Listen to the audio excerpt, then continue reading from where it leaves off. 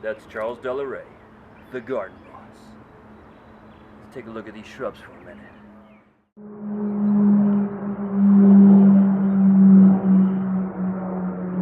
Hey guys, welcome to Garden Boss TV. We're here at Terry's house and we're going to do a really nice makeover. We're going to put in some beautiful summer annuals, some begonias, pink, red, and white. We're going to put them in a nice Z pattern or triangular pattern. First, I'd like to talk about the plants we have. We've got beautiful tea roses here that are just absolutely gorgeous in smelling. We've got blooming, super fragrant tea rose, a nice cream pink with the pink edges on the side. And then here we have an August Beauty gardenia. And as you notice, this August Beauty gardenia, it's yellowing. This is an example of what's called a chlorosis or a chlorotic state. Generally speaking, this plant is probably getting too much water or there's a problem with the pH of the soil. The word chlorosis comes from the Greek chloros or chloris, which means greenish yellow. So what we can do is we can ask the client to not water as much, maybe cut it down to once a week or give it a break for a week or so, let it dry up. Chlorosis is a process where the plant is unable to produce carbohydrates through the process of photosynthesis, allowing the leaves to actually green up. So we're going to give this some nice fertilizer, some good 10-10 fertilizer, give it a nice food right here at springtime, and in about 2 weeks or so we should notice that all cleared up. Over here we've got another gardenia that's a little bit chlorotic, but we're going to fix that up. This plant right here is called the single blooming knockout rose. This rose gets anywhere from 3 to 5 feet tall, bright hot pink or red colors. This plant blooms from early spring all the way to Christmas in the Virginia Tidewater area. The nice thing about your knockout roses is that you don't really have to spray for bugs or mites or any kind of pests because they've hybridized them so that they're disease resistant, drought tolerant, and they don't even require pruning, which is nice for roses. We've got some azaleas that are just starting to pop out. These azaleas are under stress. You can actually see where we've lost one of the azaleas over here. Something's probably going on with the soil or pH. We do get a lot of morning sun here, but that's all right. We're going to go ahead and remove these, transplant them to the backyard to a place where they might be a little happier. Give them some nice peat moss and fertilizer, and hope they'll do better next spring. Also, even in the background, we've got another gardenia, and we're going to go ahead and take this one out, pop it out completely by the roots, taking good care of the roots, move it over about 2.5 feet, and transplant it right here where I'm standing. That way it'll get more sun, and it'll be visible from the street, so that the people can enjoy it. All right, let's go take a look and see what's on the truck. This is a truck with 199,000 miles. It's a Dodge heavy duty 1500. Well, we put about 1,500 to 4,000 pounds of soil and stone on this thing just about every day. But today, we're full of beautiful flowers. Let's take a look. Come on over.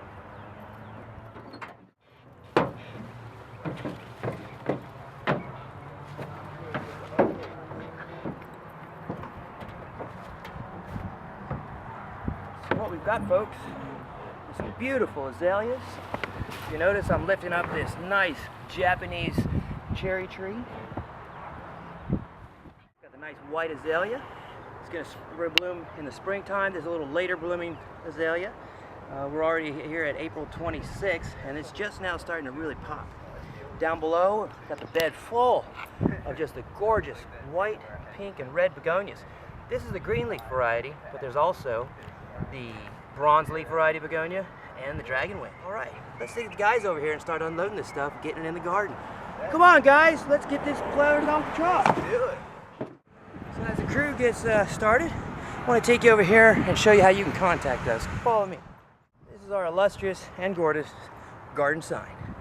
As you notice, we are Expression Landscapes, 737-5683, www.expresscustomlandscapes.com. One thing about landscaping is garden design. And it's always good to start with a good sketch of the August Beauty and then another rose bush here. And today, we got the one little small azalea right there. What I like to do is we have 3 different types of green leaf begonias, the red, the pink, and the white. And what I'd actually like to do is alternate and offset. So what we're going to do is we're going to start off with a red, then a white, then a pink, then a red, then a white, then a pink, then a red, then a white, and then a pink. And then in the middle, we're going to go ahead and offset so that actually what's going to happen is the plants, you're going to be able to see each plant individually, and as the summer goes on and they mature, they're going to grow together, and you're going to have basically just a nice, beautiful hedge of begonias. White, pink, red. And we're basically just going to continue that right on down the line. Put those in the ground. We're going to put a little teaspoon of the 10-10 fertilizer in each hole, and it's going to be gloriously beautiful when it's finished. Alright, let's go take a look at this azalea bed. That's how that's done. Azalea.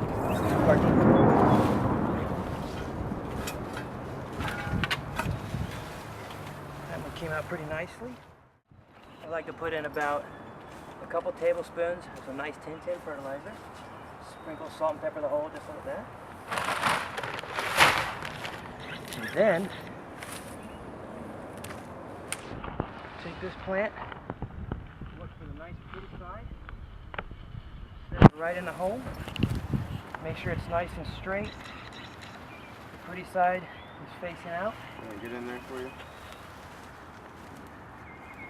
And we'll just cover it right on it. Bring that soil all the way around.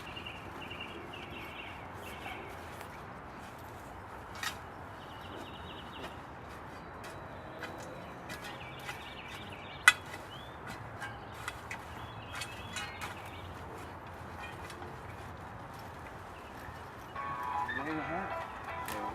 And that is how you transplant a pre-existing adult or mature shrub.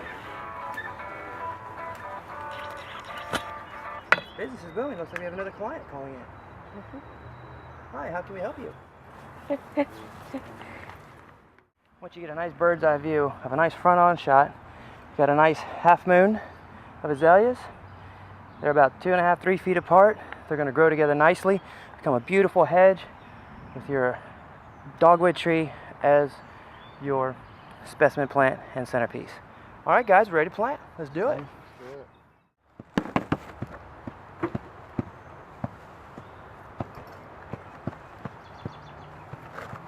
Notice the speed and efficiency which the Garden Boss applies and installs these plants.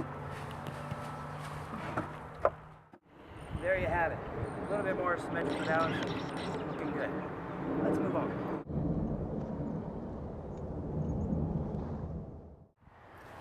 Edgeworthia gold rust bush. Gets 4 to 5 feet tall, has a nice, large, deep green leaf, and as you notice, it actually has these dried up flower pods here.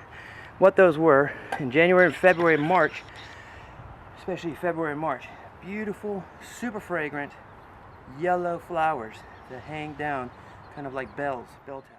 This, folks, is actually an Asian pear tree, and it has, if you'll notice,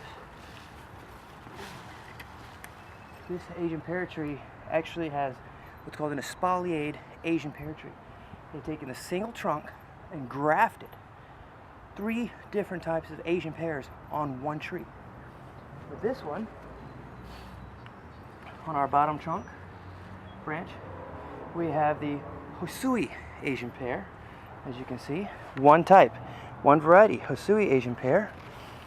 On our middle branch, we have the 20th century pear, a second type of Asian pear. And on our top tier, we have the Shinseki Pyrus Asian pear. So folks, miracle of science and grafting techniques, which is thousands of years old, originating in Asia and Europe. Take a single trunk and graft several different types of fruit trees on one central vertical stalk. This is one of the finest, most talked about specimen trees in this garden today. Let's take it to the backyard and put it in the ground.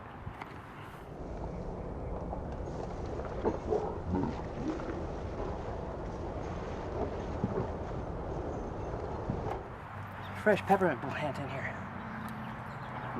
Right out of the garden. Fresh peppermint is good. You can make peppermint tea with it, and of course, mojitos with your nice Cuban rum drinks. Absolutely fantastic.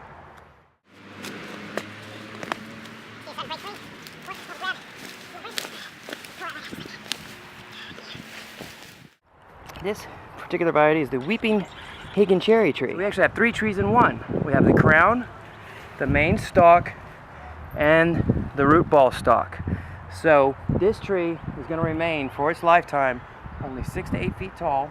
And what's going to happen is this beautiful Japanese weeping cherry tree will simply grow larger in its caliper or diameter. Next spring, beautiful, beautiful bell-shaped, cup-shaped pink flowers emerging before the leaves, lasting about a month, month and a half.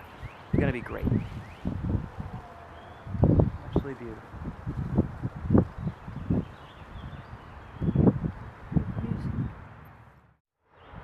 Hey folks, and as always, thanks for tuning in to gardenboss.tv. And again, we want to remind you that we are a philanthropic and caring, sharing company. We also want to let you know that we do sponsor and promote the Lexi's Army Foundation, supporting children and survivors of leukemia, and the Make-A-Wish Foundation. We hope that you continue to support your local charities, and when you do, remember Lexi's Army. Again, it's Garden Boss TV. Thanks for tuning in. We're making America beautiful, and have a blessed day.